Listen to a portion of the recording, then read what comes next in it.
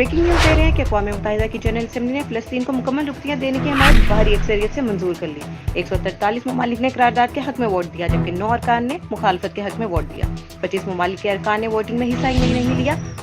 امریکہ اور اسرائیل سمیت 9 ممالک نے قرارداد کی مخالفت کی ہے۔ اس قرارداد کے حوالے سے ہم اپنے نمائندے اور فورن افیئرز کے سینئر رپورٹر جناب مرزا مقبول سے جانتے ہیں کہ وہ اس قرارداد کے حوالے سے کیا کہیں گے۔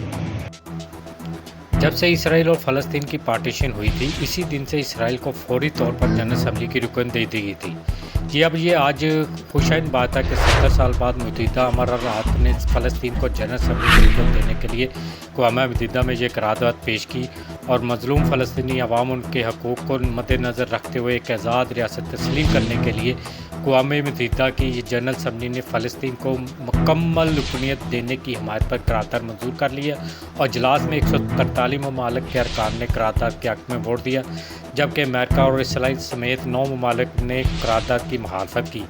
اسرائیل نمائندے نے جنرل اسمبلی کے خطاب کے دوران قرارداد پھاڑ دی اور کہا کہ ہم اس قرارداد کو تسلیم نہیں کرتے ہیں۔ اس موقع پر اسپین کے وزیر خارجہ نے کہا کہ خطے میں امن کے لیے 2 ریاستوں کا قیام بہت ضروری ہے تاکہ خطے میں امن ہو سکے۔ اس قرارداد کی منظوری پر سعودی عرب نے خیر مقدم کیا ہے۔